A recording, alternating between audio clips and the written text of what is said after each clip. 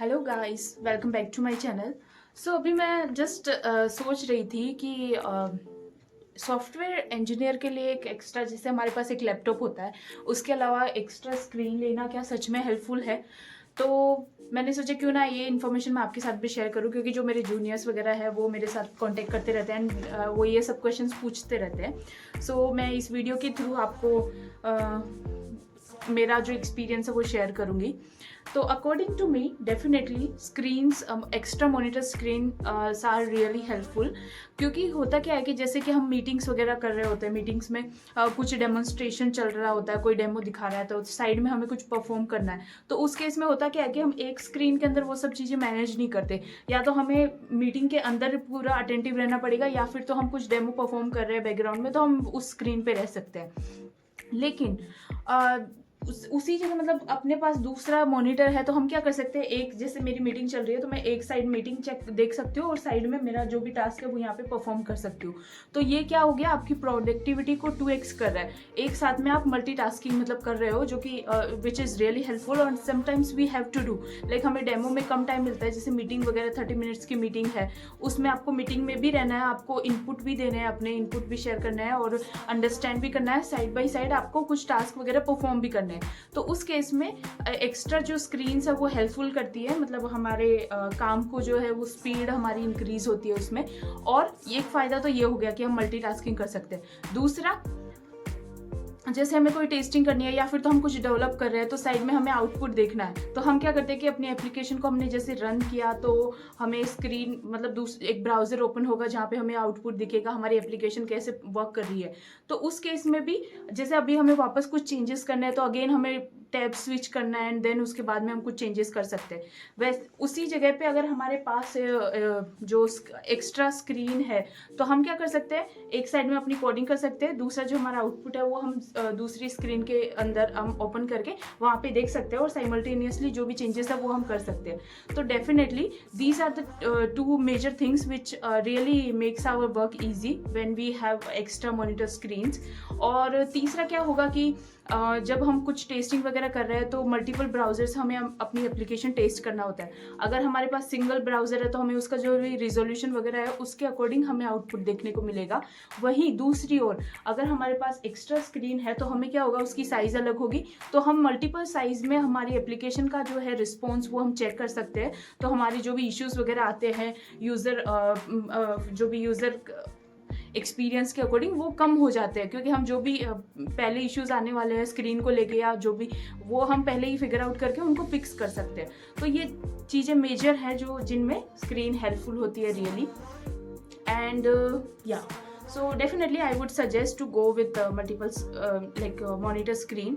और अगर हम बजट की बात करें, मतलब हमारा जब बजट नहीं होता तो हम सोचते कि नहीं यार मैं एक्स्ट्रा मॉनिटर स्क्रीन लूँगी या लूँगा तो मेरा बजट थोड़ा मुझे एक्स्ट्रा स्पेंड करना पड़ेगा।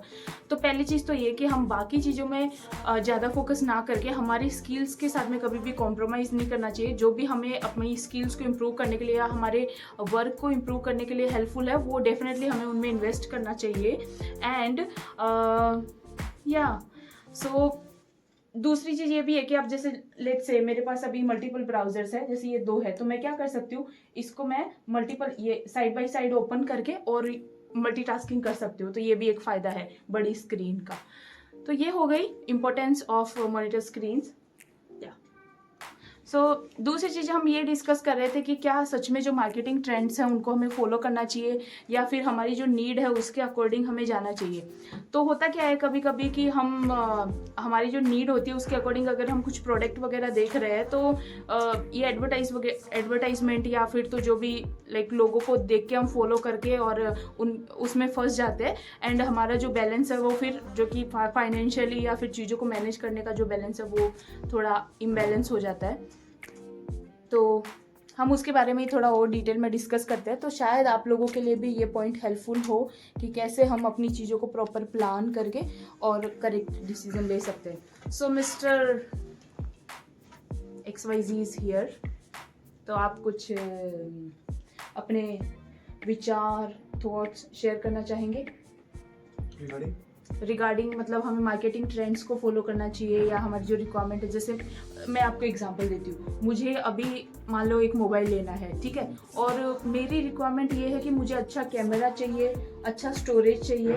तो क्या सच में मुझे मतलब बिग अमाउंट इन्वेस्ट करके अच्छी क्वालिटी का वो मोबाइल लेना चाहिए, या फिर अगर मेरे जो भी रिक्वायरमेंट है वो किसी और प्रोडक्ट में मैच हो रही है तो उसके अकॉर्डिंग जाना चाहिए?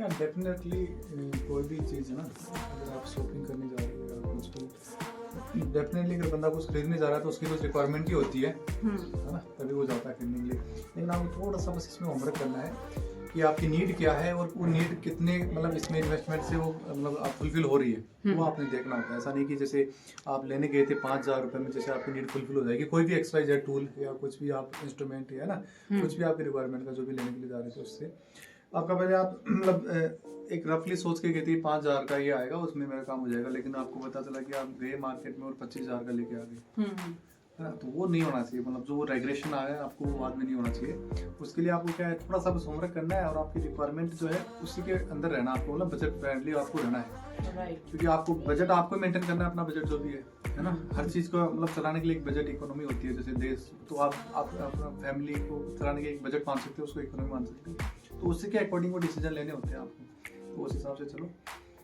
सो ये हर चीज़ में मतलब ये देखना होता है, जो भी आप मार्केट में जाओ, कुछ भी टूल, जैसे अभी आपको ये स्किन की रिक्वायरमेंट थी तो वो डेफिनेटली रिक्वायरमेंट थी वो, लेकिन वो रिक्वायरमेंट मतलब कितना इन्वेस्टमेंट से फुलफिल हो रही है वो हमने देखना है ना।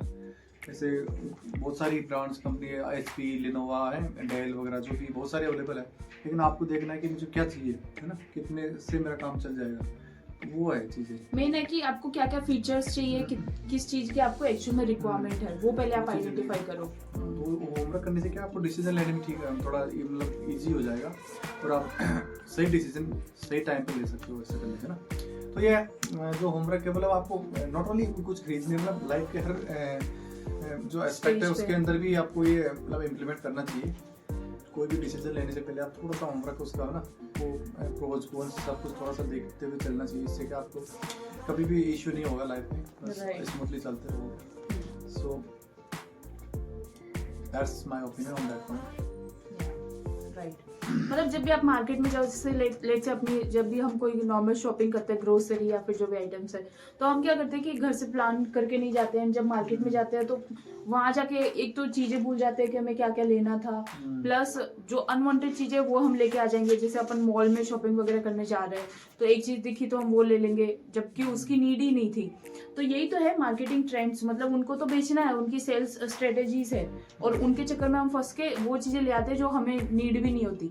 तो उससे बचने के लिए एक वे है कि आप जब भी घर से बाहर निकलो तो हमेशा टू डू लिस्ट बना के जाओ। आपको क्या क्या लेना है वो चीज़ें नोट डाउन करो और बी स्पेसिफिक इन दैट कि आपको वही चीज़ें लेना है। तो उससे होगा क्या, एक तो आपका मार्केटिंग में मतलब एक एक्सपर्टीज आ जाएगी कि हाँ चलो एक डिसीजन मेकिंग आपका स्ट्रॉन्ग हो जाएगा।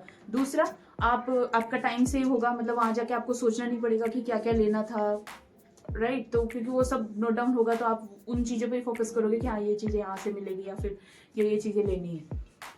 Yeah, totally agreed. Time is the money basically.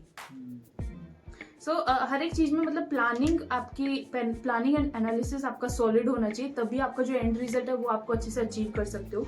वो हर एक चीज़ में अप्लाई होता है, हर एक फील्ड में अप्लाई होता है। मतलब डेली रूटीन में आप देख लो या फिर तो अपने वर्क में देख लो। सो लेट से अगर मैं आप बात करूँ सॉफ्टवेयर इंजीनियरिंग की, तो अगर हम प्रॉपर एनालिसिस या प्लान करेंगे किसी पर्टिकुलर मॉड्यूल को डेवलप करने से पहले, तो हम जो हमारा एंड गोल है वो हम इजीली और इफेक्टिव वे में अचीव करेंगे प्रोडक्टिविटी के साथ में, अगर हमने अच्छे से उसको प्लान किया है, उस पर एनालिसिस किया है, उसकी एक्चुअल में रिक्वायरमेंट क्या क्या है, क्या क्या उसकी प्रोज कॉन्स, उसमें क्या क्या इश्यूज आ सकते हैं। तो ये सब चीज़ें अगर हम पहले ही आइडेंटिफाई कर ले तो सिर्फ और सिर्फ जो डेवलपमेंट का जो टाइम है वो बहुत ही कम हो जाएगा हमारा, और हम उसको एफिशिएंटली अचीव कर पाएंगे।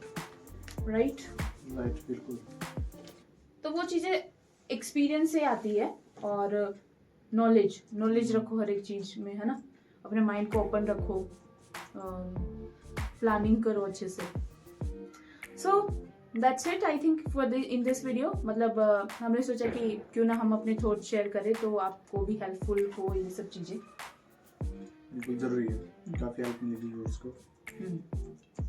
व्यूअर्स को काफ़ी हेल्प मिलेगी। ओके, सो इस वीडियो में इतना ही, मिलते हैं नेक्स्ट वीडियो में ऐसे इंटरेस्टिंग टॉपिक्स के साथ में। तब तक बने रहिए हमारे चैनल पे। Do subscribe, like, share with your friends and आप कमेंट कर सकते हो अगर आपको किसी पर्टिकुलर टॉपिक पे वीडियो चाहिए या कोई भी डिस्कशन चाहिए तो हम आपके साथ में आपके सामने आ जाएंगे उस टॉपिक के साथ में। चाय पे चर्चा हो जाएगी उसमें। चाय पे चर्चा। Thank you. शायद ये थोड़ा बोरिंग हो जाए क्योंकि थोड़ा इसमें लाइक टेक्निकली थोड़ा ज़्यादा है कौन सा? ये वीडियो थोड़ा लोगों को बोरिंग लगे, बट हाँ डेफिनेटली आपके डेली रूटीन में ये काफ़ी हेल्पफुल होने वाला है। Thank you for watching.